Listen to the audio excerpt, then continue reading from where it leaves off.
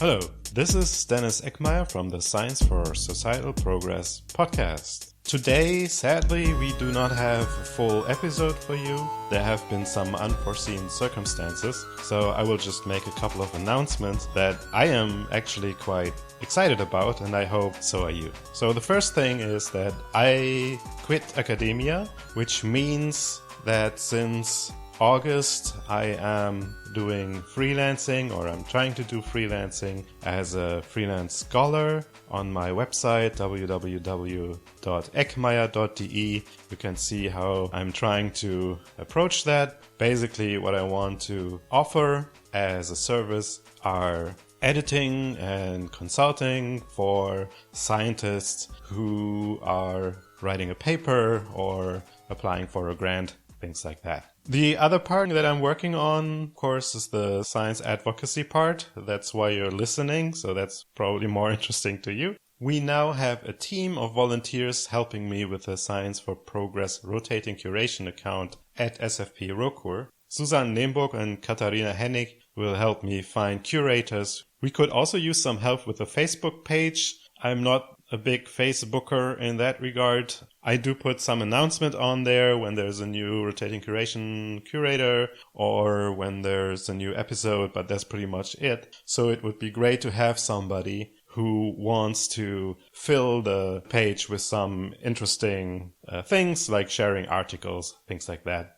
So if you're interested, send me an email. Then I've worked on the website to make the blog easier to read.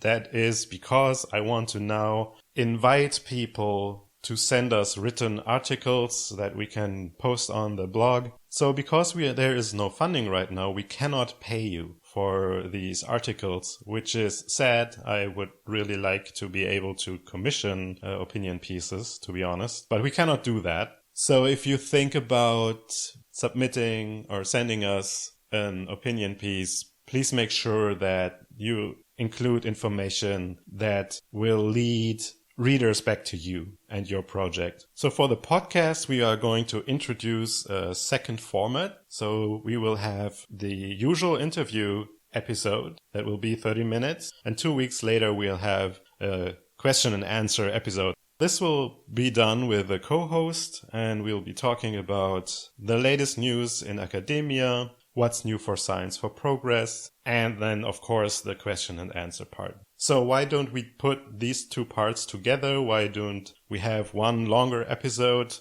where in the beginning there's the interview and then later, immediately after the discussion? Well, first of all, that would be more than 30 minutes, which I don't want. And second, I think it's good to have time between these two episodes for feedback to come in from you guys. Talking about feedback, I got several nice tweets lately. One was, and I apologize that I didn't write down who wrote it, but it said, interesting interview with Ed Brems about journal impact factor. For people who know about the issues, always interesting. For those who don't, even more important. And I think this is a great summary of what I'm trying to do with this podcast, because I want people interested who are in academia so that I know the topics that we're talking about are relevant for academia. But I also want people interested who are not in academia, who want to learn about academia and understand why scientists talk the way they talk, do the things they do, and what drives them. Another tweet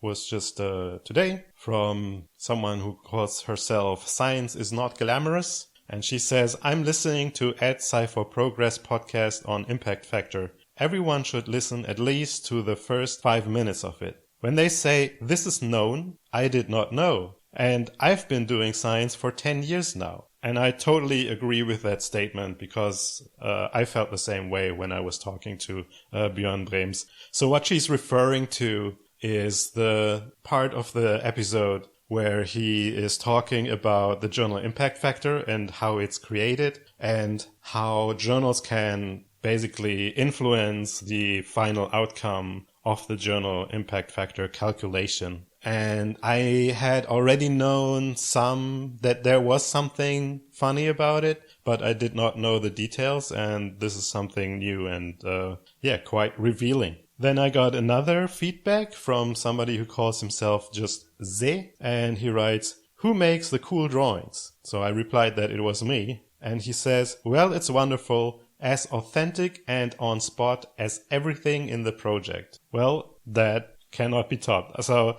being authentic and to the point is, I think, a very nice compliment that I'm really grateful for. So all these comments were very positive, and I'm really motivated now to continue with the project the way I would like it to go. Speaking of which, the greatest news for today is that since today we have a Patreon community. So you can go to patreon.com/SciForProgress, which is our usual handle, and you'll find a page where you can sign up and give us a monthly contribution. I always wanted Science for Progress to be a community with people who are engaged and want to contribute. And Patreon is a great way to do that. So if you look at the page, you'll find that there are several tiers of membership. And with the smallest tiers, I will mention you in a tweet or on Facebook, or, well, if you want to or not, that's up to you.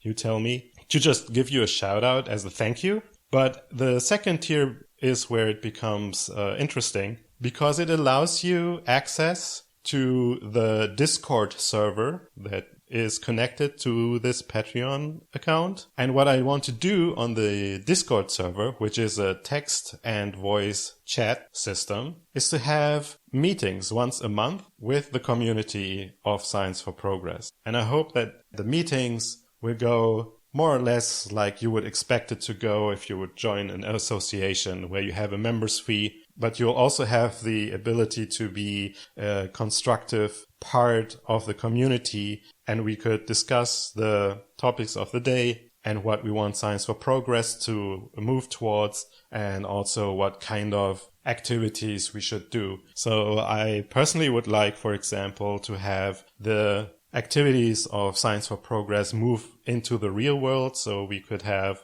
real life meetings, or we could prepare workshops, things like that. But this is all things that I want to discuss with the community, so don't actually listen to what I just said. The next tier is a $6 tier, so if you commit $6 per month, I will be extremely happy. But also I'll give you something back, which is a director's cut of the episodes. So basically, when I produce a podcast, at some point I have a version of it where everything is cut out that I really do not want, but it still contains a couple of things that will not end up in the final cut. And this version I will be making available for people who pledge more than $6 per month. And I'm saying $6 because Patreon does everything in US dollars. A lot of us are probably Europeans, but they still do everything in US dollars. So I hope you're as excited about this as I am. Just one more thing. Please don't think because we have a Patreon account, we'll start paywalling our message. That obviously makes no sense at all for our goals. It will remain free for everybody who wants to listen to the final versions of the podcast and is not interested in the community. So nothing will change on the outside. It's just that I want to give the members something back. So this is why they get access to the monthly meetings, and also when they pledge more, some additional perks like the director's cut. But overall, there's nothing going to be taken away from you if you don't want to join the Patreon account. So, if you like Science for Progress, whether you want to join or not, please share this message, share our social media, tell people about this podcast so that they can sign up on wherever they find their podcasts. And thank you for listening to my ramblings. Bye-bye.